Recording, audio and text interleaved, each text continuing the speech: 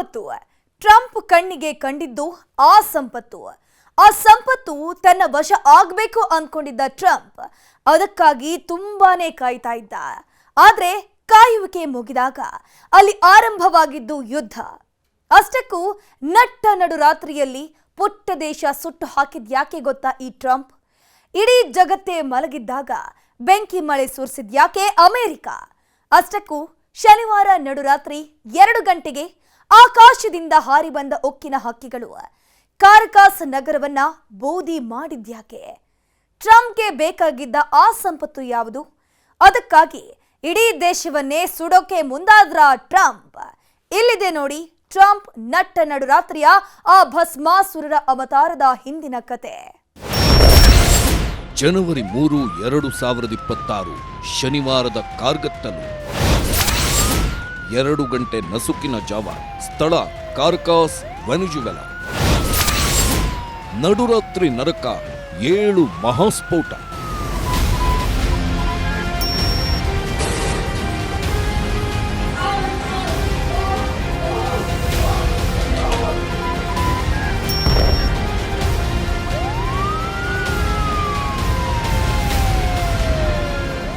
ಮಳೆ, ಬೆಂಕಿ ಮಳೆ. ನಟ್ಟ ನಡುರಾತ್ರಿಯಲ್ಲಿ ಸುರಿದಿದ್ದು ಬೆಂಕಿ ಮಳೆ. ವೆನಿಜುವೆಲಾ ರಾಜಧಾನಿ ಕಾರ್ಕಾಸ್ನಲ್ಲಿ ಸುರಿದಿದ್ದು ಬೆಂಕಿ ಬಾಂಬುಗಳ ಸುರಿಮಳೆ. ಶನಿವಾರದ ದಿನ ನಟ್ಟ ನಡುರಾತ್ರಿ ಅಂದ್ರೆ ನಸುಕಿನ ಜಾವ 2 ಗಂಟೆಗೆ ವೆನಿಜುವೆಲಾದ ಕಾರ್ಕಾಸ್ ಬಾಂಬುಗಳ ಸುರಿಮಳೆಗೆ ಸಾಕ್ಷಿಯಾಗಿತ್ತು. ವೆನಿಜುವೆಲಾದ ಜನರೆಲ್ಲ ಗಾಢ ನಿದ್ರೆಯಲ್ಲಿದ್ರು. ಆದ್ರೆ ಆಕಾಶದಲ್ಲಿ ಕಾಣಿಸಿದ ಬೆಂಕಿ ಚೆಂಡುಗಳು, ಸಿಡಿದ ಬಾಂಬುಗಳಿಗೆ ಭೂಮಿಯೇ ಗಡಗಡ ಅಂತ ನಡುಗಿಬಿಟ್ಟಿತ್ತು.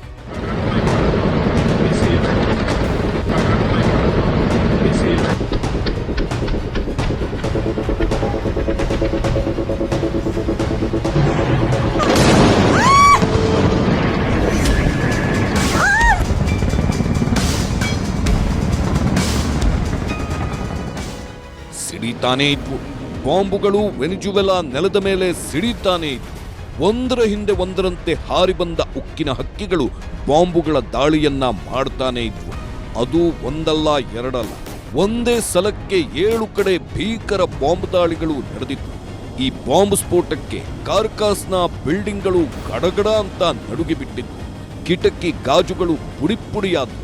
ಜನ ಪ್ರಾಣಭಯದಿಂದ ಓಡೋಕೆ ಶುರು ಮಾಡಿದ್ರು. ಏನಾಗ್ತಿದೆ ಅಂತ ಗೊತ್ತಾಗುವಷ್ಟರಲ್ಲೇ ಇಡೀ ಕಾರ್ಕಾಸ್ ನಗರ ಬೂದಿಯಾಗ್ಬಿಟ್ಟಿತ್ತು. ಆ ಬೂದಿ ಹೊಗೆ ನೋಡಿದಾಗಲೇ ಗೊತ್ತಾಗಿದ್ದು ಇದು ಅಮೆರಿಕಾದ ಅಟ್ಟಹಾಸ ಅಂತ. ಇದು ಆಪರೇಷನ್ ಸದರ್ನ್ ಸ್ಪಿಯರ್ನ ಅಸಲಿ ಮುಖ ಅಂತ.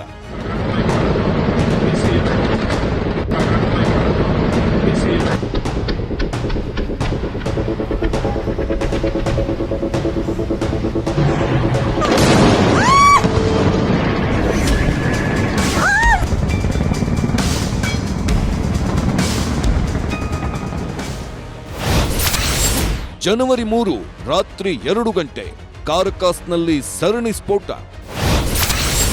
ವಾಯುಪಡೆ ಕಮಾಂಡ್ ಭಸ್ಮ. ಇನ್ನು ಅಮೆರಿಕಾದ ಟಾರ್ಗೆಟ್ ಸಾಮಾನ್ಯ ಜಾಗಗಳಲ್ಲ. ಅಮೆರಿಕಾದ ಹದ್ದುಗಳು ಟಾರ್ಗೆಟ್ ಮಾಡಿದ್ದು ವೆನಿಜುವೆಲಾ ಸೇನೆಯ ಹೃದಯ ಭಾಗವನ್ನೇ. ಅದೇ ಫ್ಯೂಟೆ ಟಿಯುನಾ ಮಿಲಿಟರಿ ಕಾಂಪ್ಲೆಕ್ಸ್.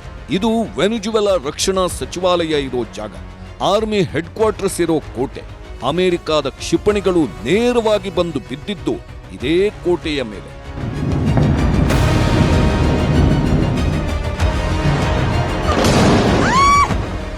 ರಾತ್ರಿ 2 ಗಂಟೆಗೆ ಇಲ್ಲಿ ದೊಡ್ಡ ಬೆಂಕಿ ಕಾಣಿಸ್ತು. ದಟ್ಟ ಹೊಗೆ ಆಕಾಶಕ್ಕೆ ಚಿಮ್ಮಿತು. ವೆನಿಜುವೆಲಾ ಸೇನಾ ಕಮಾಂಡರ್ಗಳು ಮಲಗಿದ್ದ ಜಾಗದಲ್ಲೇ ಬಾಂಬ್ ಬಿದ್ದಿದ್ರಿಂದ ಇದು ಸೈನಿಕರ ತಲೆ ಕಡಿಯೋ ಪ್ಲಾನ್ ಅಂತ ವೆನಿಜುವೆಲಾ ಬೆಚ್ಚಿ ಬಿದ್ದಿದೆ.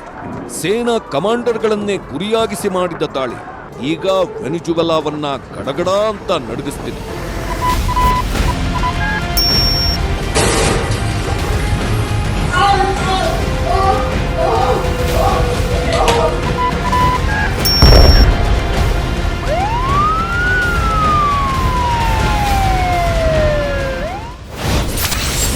ಕತ್ತಲಲ್ಲಿ ಮುಳುಗಿದ ರಾಜಧಾನಿ. ಇನ್ನೂ ಬಾಂಬ್ ಬಿದ್ದ ತಕ್ಷಣ ಇಡೀ ದಕ್ಷಿಣ ಕಾರ್ಕಾಸ್ ಕತ್ತಲಲ್ಲಿ ಮುಳುಗು ಹೋಗಿತ್ತು. ಯಾಕಂದ್ರೆ ಅಮೆರಿಕ ಪವರ್ ಗ್ರಿಡ್ಗಳನ್ನು ಟಾರ್ಗೆಟ್ ಮಾಡಿ ಹೊಡೆದು ಬಿಟ್ಟಿತ್ತು. ಬಾಂಬುಗಳ ದಾಳಿಗೆ ಕತ್ತಲು ಆವರಿಸಿಬಿಟ್ಟಿತ್ತು. ಅಲ್ಲಿ ಬೆಳಕೇ ಕಾಣಿಸ್ತಿರಲಿಲ್ಲ. ಕಾಣಿಸಿದ್ದು ಕೇವಲ ಬೆಂಕಿಯ ಬೆಳಕು, ಬಾಂಬಿನ ಬೆಂಕಿಯ ಬೆಳಕು.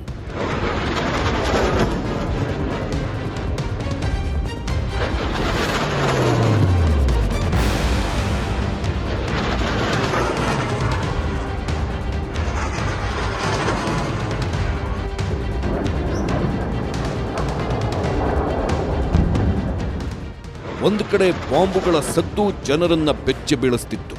ಎಲ್ಲೆಲ್ಲಿ ಎಷ್ಟೆಷ್ಟು ಜನ ಸತ್ತು ಹೋಗಿದ್ದಾರೋ ಅನ್ನೋ ಭಯ ಕಾಡೋಕೆ ಶುರುವಾಗಿತ್ತು. ಬಾಂಬುಗಳು ಬಿದ್ದ ತಕ್ಷಣವೇ ಇಡೀ ನಗರದಾದ್ಯಂತ ಆಂಬ್ಯುಲೆನ್ಸ್ ಸೈರನ್ ಸದ್ದು ಕೇಳಿಸೋಕೆ ಶುರುವಾಯಿತು. ಜನರ ಚೀರಾಟ, ಮಕ್ಕಳ ಆಕ್ರಂದನ, ನರಕ ಅಂದ್ರೆ ಹೀಗೆ ಇತ್ತೇನೋ ಅನ್ನೋ ಹಾಗೆ ಕಾಣಿಸ್ತಿತ್ತು ವೆನಿಜುವೆಲಾದ ಈ ನಗರ.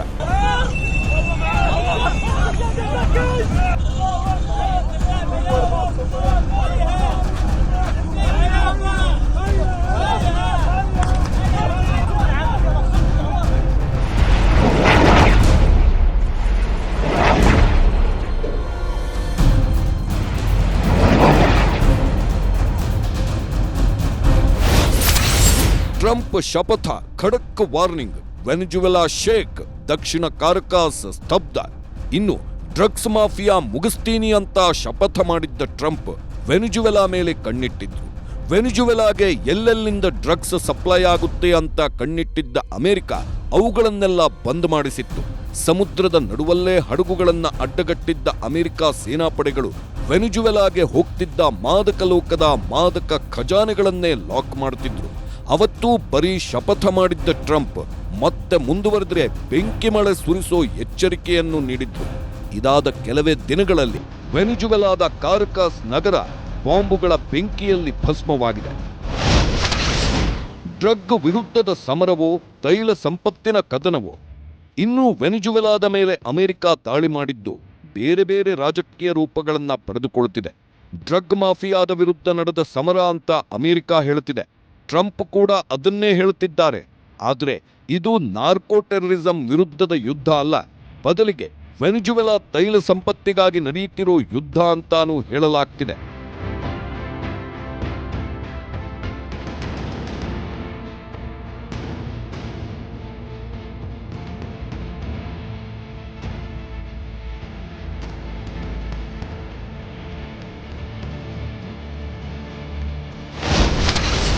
ಟ್ರಂಪ್ ಆರ್ಡರ್ ಪಾಸ್, 15,000 ಸೈನಿಕರು ರೆಡಿ.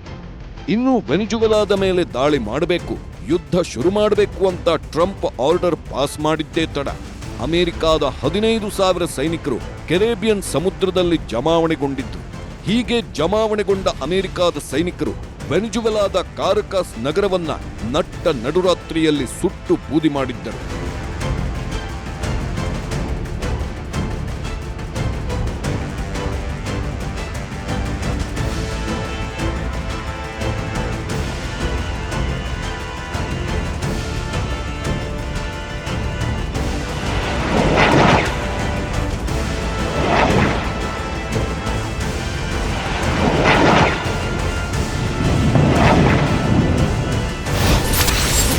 ಸಮುದ್ರದಲ್ಲಿ ರಕ್ತ ಯುದ್ಧ, 115 ಜನರ ಮಾರಣ ಹೋಮ.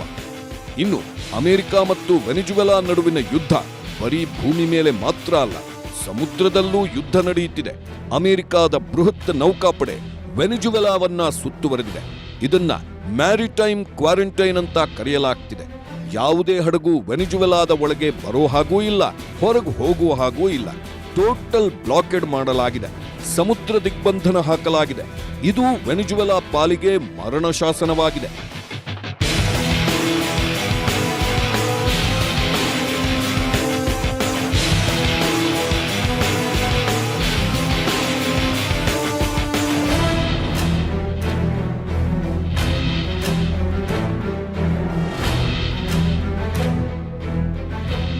ಇನ್ನೂ ಕಳೆದ ಕೆಲವು ದಿನಗಳಿಂದ ಕೆರೇಬಿಯನ್ ಸಮುದ್ರ ರಕ್ತಸಿಕ್ತವಾಗಿದೆ. ಡ್ರಗ್ಸ್ ಸಾಗಿಸ್ತಿದ್ರು ಅನ್ನೋ ಕಾರಣಕ್ಕೆ ಅಮೆರಿಕಾದ ನೇವಿ ಸಣ್ಣ ಸಣ್ಣ ಬೋಟ್ಗಳ ಮೇಲೂ ಮಿಸೈಲ್ ದಾಳಿ ಮಾಡಿಬಿಟ್ಟಿದೆ. ಲೆಕ್ಕ ಸಿಕ್ಕಿರೋ ಪ್ರಕಾರ ಬರೋಬ್ಬರಿ 115 ಜನರು ಈ ದಾಳಿಯಲ್ಲಿ ಪ್ರಾಣ ಕಳೆದುಕೊಂಡಿದ್ದಾರೆ. 35ಕ್ಕೂ ಹೆಚ್ಚು ಬೋಟ್ಗಳು ಸುಟ್ಟು ಬೂದಿಯಾಗಿವೆ.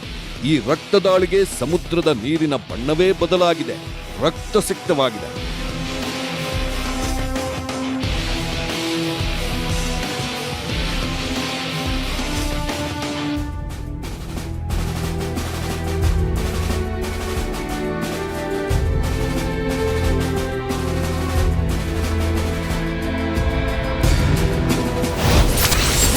Tanker hijack.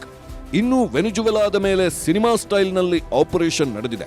ವೆನಿಜುವೆಲಾದ ತೈಲ ಟ್ಯಾಂಕರ್ ದಿ ಸ್ಕಿಪ್ಪರ್ ನಟ್ಟ ನಡು ಸಮುದ್ರದಲ್ಲಿ ಹೋಗ್ತಾ ಇದ್ದಾಗಲೇ ದಿಢೀರಂತ ದಾಳಿ ಮಾಡಿದ ಅಮೆರಿಕನ್ ಕಮಾಂಡೋಗಳು ಹೆಲಿಕಾಪ್ಟರ್ ಇಂದ ಹಡಗಿಗೆ ಇಳಿದ್ರು.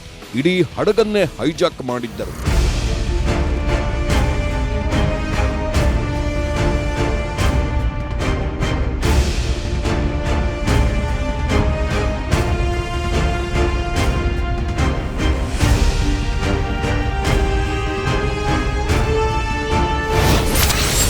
ವೆನಿಜುವೆಲಾ ನೆಲದಲ್ಲಿ ಸಿಐಎ ಸೀಕ್ರೆಟ್ ಡ್ರೋನ್. ಇನ್ನು ಈ ಯುದ್ಧದಲ್ಲಿ ಬರೀ ಸೈನಿಕರಲ್ಲ, ಗೂಢಚಾರರೂ ಇದ್ದಾರೆ. ಡಿಸೆಂಬರ್ನಲ್ಲೇ ಒಂದು ಸೀಕ್ರೆಟ್ ಆಪರೇಷನ್ ನಡೆದಿತ್ತು. ವೆನಿಜುವೆಲಾ ಮಣ್ಣಿನ ಮೇಲೆ ಸಿಐಎ ಡ್ರೋನ್ ದಾಳಿ ಮಾಡಿತ್ತು. ಯಾರಿಗೂ ಗೊತ್ತಾಗದ ಹಾಗೆ ಬಂದರು ಪ್ರದೇಶವನ್ನ ಉಡಾಯಿಸಿತ್ತು. ಈ ದಾಳಿ ವಾರ್ನಿಂಗ್ ಬೆಲ್ ಆಗಿತ್ತು. ಆದ್ರೆ ವೆನಿಜುವೆಲಾ ತಲೆ ಕೆಡಿಸಿಕೊಳ್ಳಲಿಲ್ಲ. ಅದಕ್ಕೇನೆ ಈಗ ಕಾರಕಾಸ್ ನಗರವೇ ಬೂದಿಯಾಗಿದೆ.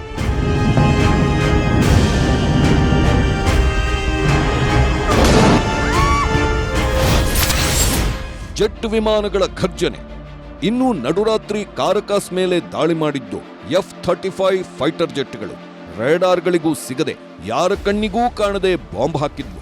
ವೆನಿಜುವೆಲಾ ಹತ್ರ ರಷ್ಯಾದ S-300 ಮಿಸೈಲ್ ಸಿಸ್ಟಮ್ ಇದ್ರು ಅಮೆರಿಕಾದ ದಾಳಿ ತಡೆಯೋಕ್ಕಾಗ್ಲೇ ಇಲ್ಲ.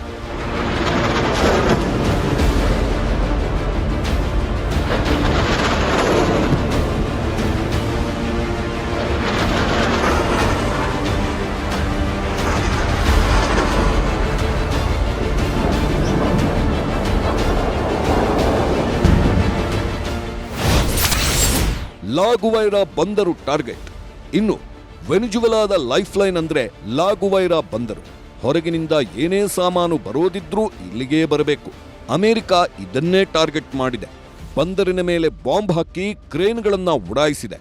ಇನ್ನು ಮುಂದೆ ಹಡಗು ಬಂದ್ರು ಇಲ್ಲಿ ವಸ್ತುಗಳನ್ನ ಇಳಿಸೋಕಾಗದಂತೆ ಮಾಡಿದೆ.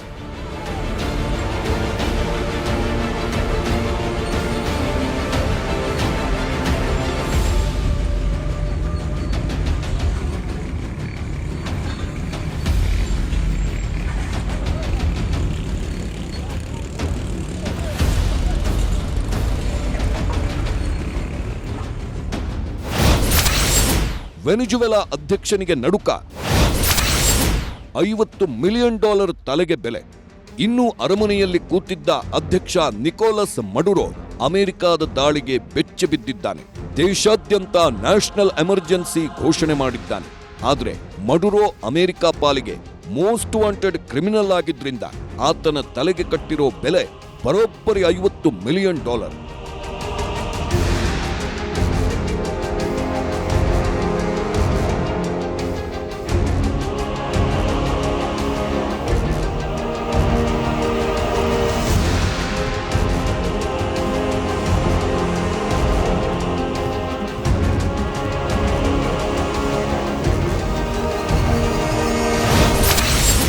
ಆಕಾಶಕ್ಕೆ ಹಾರಿದ ಹೊಗೆ. ಇನ್ನು ಕಾರಕಾಸ್ ನಗರದಲ್ಲಿ ನಡೆದ ಬಾಂಬ್ ದಾಳಿಯ ಭೀಕರತೆ ಅದೆಷ್ಟಿತ್ತು ಅಂದ್ರೆ ನಟ್ಟ ನಡುರಾತ್ರಿಯಲ್ಲೂ ಆಕಾಶದ ತುಂಬಾ ದಟ್ಟ ಹೊಗೆ ಆವರಿಸಿತ್ತು. ಒಂದೆಡೆ ಮಿಲಿಟರಿ ಬೇಸ್ ಉರಿಯುತ್ತಿದ್ರೆ ಇನ್ನೊಂದೆಡೆ ಏರ್ಪೋರ್ಟ್ ಹತ್ರ ಹೊಗೆ ಕಾಣಿಸಿತ್ತು. ಲಾ ಕಾರ್ಲೋಟಾ ಏರ್ ಬೇಸ್ ಕೂಡ ಟಾರ್ಗೆಟ್ ಆಗಿತ್ತು. 7 ಕಡೆ ನಡೆದ ದಾಳಿಗೆ ಕಾರಕಾಸ್ ಪ್ರಾಂತ್ಯ ಉರಿದು ಬೂದಿಯಾಗಿ ಹೊಗೆಯಾಡುತ್ತಿತ್ತು.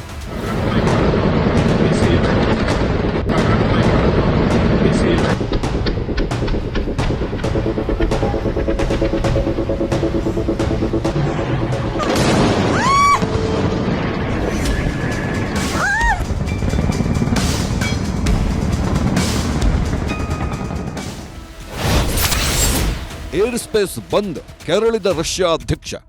ಇನ್ನು ವೆನಿಜುವೆಲಾ ಆಕಾಶವನ್ನ ಅಮೆರಿಕ ಲಾಕ್ ಮಾಡಿಬಿಟ್ಟಿದೆ. ಯಾವ ಉಕ್ಕಿನ ಹಕ್ಕಿನೂ ಹಾರೋ ಹಾಗಿಲ್ಲ. ಒಂದು ವೇಳೆ ಹಾರಿದ್ರೆ ಮಿಸೈಲ್ ದಾಳಿ ಗ್ಯಾರಂಟಿ ಅಂತ ವಾರ್ನಿಂಗ್ ಕೊಟ್ಟಿದೆ ಅಮೆರಿಕ. ಅಮೆರಿಕದ ಈ ದಾಳಿಯಿಂದ ರಷ್ಯಾ ಕೆರಳಿ ಕೆಂಡವಾಗಿದೆ. ಟ್ರಂಪ್ ನಡೆಸಿದ ನರಮೇಧವಿದು ಅಂತ ಪುಟಿನ್ ಕೊತ ಅಂತ ಕುದೀತಿದ್ದಾರೆ.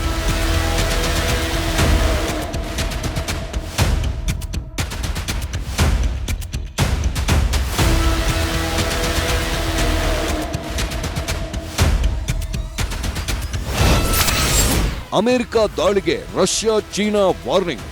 ಇನ್ನು ವೆನಿಜುವೆಲಾದ ಮೇಲೆ ನಡೆದ ದಾಳಿಗೆ ಪುಟಿನ್ ಕೆರಳಿ ಕೆಂಡವಾಗಿದ್ದಾನೆ. ರಷ್ಯಾದ ಏರ್ ಡಿಫೆನ್ಸ್ ಸಿಸ್ಟಮ್ ಕಣ್ತಪ್ಪಿಸಿ ಅಮೆರಿಕ ದಾಳಿ ಮಾಡಿದ್ರಿಂದ ರಷ್ಯಾ ನಿಗಿನಿಗಿ ಅಂತಿದೆ. ರಷ್ಯಾ ಜೊತೆಗೆ ಚೀನಾ ಕೂಡ ಅಮೆರಿಕಾಗೆ ವಾರ್ನಿಂಗ್ ಕೊಟ್ಟಿದೆ. ಇದು ದಾದಾಗಿರಿ ಅಂತ ಕರೆದಿದೆ. ವೆನಿಜುವೆಲಾ ಬೆನ್ನಿಗೆ ಚೀನಾ ರಷ್ಯಾ ಪರೋಕ್ಷವಾಗಿ ನಿಂತಿರೋದ್ರಿಂದ ಈ ಯುದ್ಧ ದಾಳಿ ಮುಂದೆ ಇನ್ನಷ್ಟು ಭೀಕರತೆ ಪಡೆಯುತ್ತಾ ಅನ್ನೋ ಆತಂಕವೂ ಕಾಡುತ್ತಿದೆ.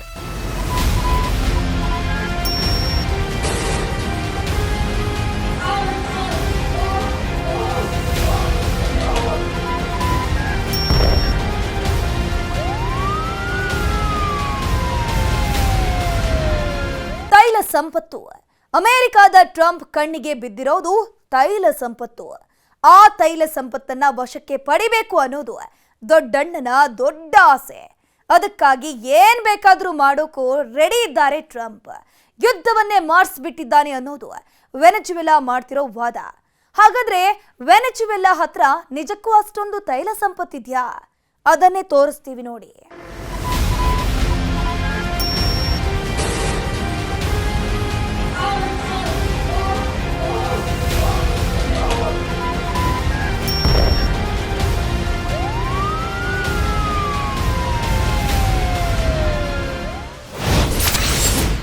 USS Gerald Ford entry.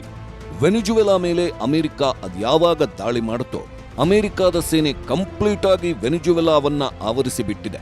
ಹಿಂಗಾಗಿ ಕೆರೆಬಿಯನ್ ಸಮುದ್ರದ ಮೇಲೆ ಈಗ ತೇಲುವ ನಗರವೇ ನಿರ್ಮಾಣವಾಗಿ ಬಿಟ್ಟಿದೆ. ಯುಎಸ್ಎಸ್ ಜೆರಾಲ್ಡ್ ಆರ್ ಫೋರ್ಡ್ ಅನ್ನೋ ಜಗತ್ತಿನ ಅತಿ ದೊಡ್ಡ ವಿಮಾನ ನೌಕೆ ಕೆರೆಬಿಯನ್ ಸಮುದ್ರಕ್ಕೆ ಧಾವಿಸಿಬಿಟ್ಟಿದೆ. ಇದರ ಮೇಲೆ 75ಕ್ಕೂ ಹೆಚ್ಚು ಯುದ್ಧ ವಿಮಾನಗಳಿವೆ. F-35 fighter ಜೆಟ್ಗಳಿವೆ.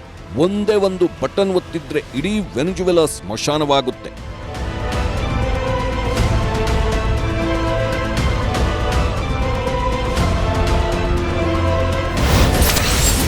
ಜಗತ್ತಿನಿಂದ ವೆನಿಜುವೆಲಾ ಕಟ್. ಜನರಿಗೆ ಸಂಕಷ್ಟ, ನೀರಿಲ್ಲ, ಊಟವಿಲ್ಲ. ಇನ್ನು ವೆನಿಜುವೆಲಾ ಮೇಲೆ ನಡೆದ ದಾಳಿಯಿಂದಾಗಿ ಇಡೀ ಕಾರಕಸ್ ಪ್ರಾಂತ್ಯವೇ ಬೆಂಕಿಯಲ್ಲಿ ಭಸ್ಮವಾಗಿದೆ.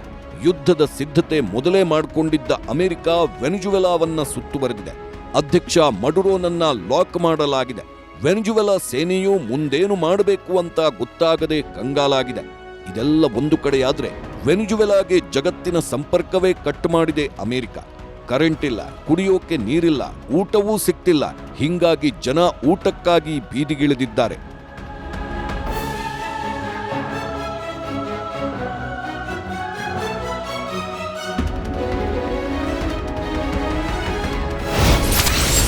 ಶ್ರೀಮಂತ ತೈಲ ಸಾಮ್ರಾಜ್ಯ ವೆನಿಜುವೆಲಾ. 303 ಬಿಲಿಯನ್ ಬ್ಯಾರೆಲ್ ಆಯಿಲ್ ದೇಶ. ಇನ್ನು ಅಮೆರಿಕ ಅದ್ಯಾಕೆ ವೆನಿಜುವೆಲಾ ಮೇಲೆ ಇಷ್ಟೊಂದು ಭೀಕರವಾದ ಸೇಡು ಇಟ್ಕೊಂಡಿದೆ ಗೊತ್ತಾ? ಈ ಸೇಡು ಇವತ್ತು ನಿನ್ನೆಯದ್ದಲ್ಲ, ಶತಮಾನಗಳಷ್ಟು ಹಳೆಯದ್ದು. ಆಗಿನಿಂದ ಈಗಿನ ತನಕ ವೆನಿಜುವೆಲಾ ಮೇಲೆ ಅಮೆರಿಕ ಕತ್ತಿ ಮಸೀತಾನೇ ಇದೆ. ಅದರಲ್ಲೂ ಟ್ರಂಪ್ ಮೊದಲೇ ಬಿಸ್ನೆಸ್ ಮ್ಯಾನ್. ಹಿಂಗಾಗಿ ವೆನಿಜುವೆಲಾದ ತೈಲ ಸಂಪತ್ತಿನ ಮೇಲೆ ಟ್ರಂಪ್ ಕಣ್ಣು ಬಿದ್ದಿದೆ. ಅದರ ಪರಿಣಾಮವೇ ಈ ಬಾಂಬುಗಳ ದಾಳಿ. ಇನ್ನೂ ಒಂದು ಅಂದಾಜಿನ ಪ್ರಕಾರ ವೆನಿಜುವೆಲಾ ಹತ್ರ ಸೌದಿ ಅರೇಬಿಯಾಕ್ಕಿಂತ ಹೆಚ್ಚು ತೈಲವಿದೆ ಅಂತ ಹೇಳಲಾಗ್ತಿದೆ. ಬರೋಬ್ಬರಿ 303 ಬಿಲಿಯನ್ ಬ್ಯಾರೆಲ್ಗಿಂತಲೂ ಹೆಚ್ಚಿನ ತೈಲ ಸಂಪತ್ತು ವೆನಿಜುವೆಲಾದಲ್ಲಿದೆ.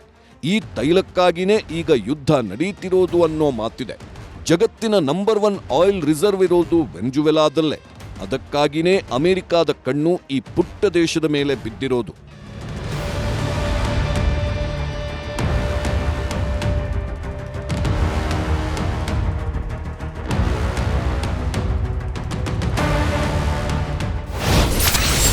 ಭಾರತಕ್ಕೂ ಬರುತ್ತೆ ವೆನಿಜುವೆಲಾ ಪೆಟ್ರೋಲಿಯಂ. ಇನ್ನು ವೆನಿಜುವೆಲಾ ತೈಲ ಸಂಪತ್ತು ಭಾರತಕ್ಕೂ ಬರುತ್ತೆ. ಅಂದಹಾಗೆ ಇಲ್ಲಿನ ಪೆಟ್ರೋಲಿಯಂ ತೈಲ ಅಂದ್ರೆ ನೀರಿನಂಗಿರಲ್ಲ. ಅದು ಟಾರ್ ತರಹದ ಕಪ್ಪು ಕೆಸರಿನ ಥರ ಇರುತ್ತೆ. ಅದಕ್ಕೆ ಇದನ್ನ ಹೆವಿ ಕ್ರೂಡ್ ಅಂತಾರೆ.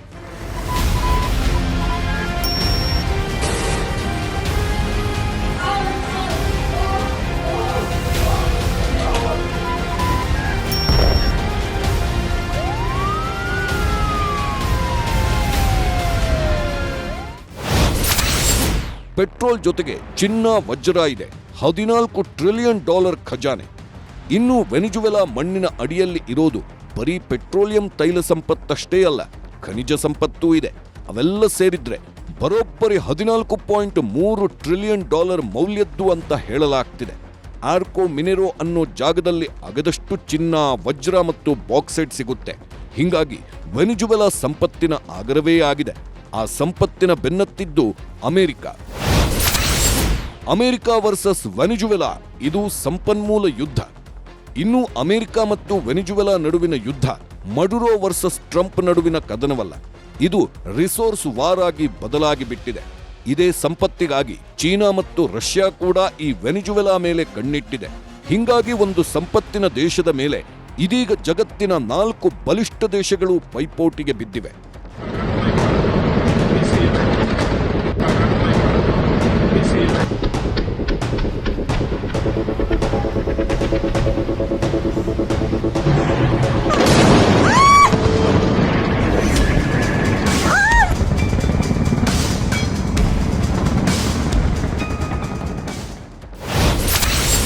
ತೈಲ ಮಾರುಕಟ್ಟೆಗೆ ಬೆಂಕಿ. ಇನ್ನು ವೆನಿಜುವೆಲಾದಲ್ಲಿ ಬಾಂಬ್ ಬಿದ್ದಿರೋದ್ರಿಂದ ಅಮೆರಿಕಾವು ವೆನಿಜುವೆಲಾ ದೇಶವನ್ನ ಜಗತ್ತಿನಿಂದ ಕಟ್ಟು ಮಾಡಿರೋದ್ರಿಂದ ವೆನಿಜುವೆಲಾದ ತೈಲ ಸಂಪತ್ತು ಹೊರಗೆ ಬರೋಕೆ ನಿರ್ಬಂಧ ಬಿದ್ದಂತಾಗಿದೆ. ಹೀಗಾಗಿ ಜಗತ್ತಿನ ಅತಿ ಹೆಚ್ಚು ತೈಲ ನಿಕ್ಷೇಪ ಇರೋ ದೇಶದಿಂದ ಆಯಿಲ್ ಬರೋದು ಕಷ್ಟ ಎನ್ನುವಂತಾಗಿದೆ. ಒಂದು ವೇಳೆ ಪೆಟ್ರೋಲಿಯಂ ತೈಲ ರವಾನೆ ಆಗದೇ ಇದ್ರೆ ಜಾಗತಿಕ ತೈಲ ಮಾರುಕಟ್ಟೆ ಮೇಲೆ ಭಾರೀ ಹೊಡೆತ ಬೀಳೋ ಸಾಧ್ಯತೆ ಇದೆ. ಇದು ಭಾರತಕ್ಕೂ ಬಿಸಿ ತಟ್ಟೋ ಸಾಧ್ಯತೆನೂ ದಟ್ಟವಾಗಿದೆ.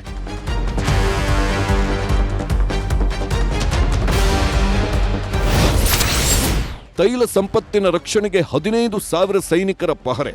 ಇನ್ನು ವೆನಿಜುವೆಲಾ ಮೇಲೆ ದಾಳಿ ಮಾಡಿದ ಅಮೆರಿಕ ಸೇನಾಪಡೆ ವೆನಿಜುವೆಲಾದ ತೈಲ ಸಂಪತ್ತನ್ನ ಲಾಕ್ ಮಾಡಿದೆ. ಮೇಲ್ನೋಟಕ್ಕೆ ಇದು ಡ್ರಗ್ಸ್ ಮಾಫಿಯಾ ಮೇಲಿನ ಯುದ್ಧ ಅಂತ ಹೇಳಿದ್ರು ತೈಲ ಸಂಪತ್ತಿಗಾಗಿ ನಡೆಯುತ್ತಿರುವ ಕದನ ಅನ್ನೋದು ಎಲ್ರಿಗೂ ಗೊತ್ತಿದೆ. ವೆನಿಜುವೆಲಾ ಮೇಲೆ ನಡುರಾತ್ರಿ ದಾಳಿ ಮಾಡಿದೆ ಅಮೆರಿಕ. ವೆನಿಜುವೆಲಾದ ಎಲ್ಲ ತೈಲ ಪ್ರಾಂತ್ಯಗಳನ್ನ, ಹಡಗುಗಳನ್ನು ವಶಕ್ಕೆ ಪಡೆದಿದೆ. ಅದನ್ನ ಕಾಯೋದಕ್ಕಂತಾನೆ ಕೆರೇಬಿಯನ್ ಸಮುದ್ರದಲ್ಲಿ ಬೀಡು ಬಿಟ್ಟಿದ್ದಾರೆ ಅಮೆರಿಕಾದ 15,000ಕ್ಕೂ ಹೆಚ್ಚು ಸೈನಿಕರು.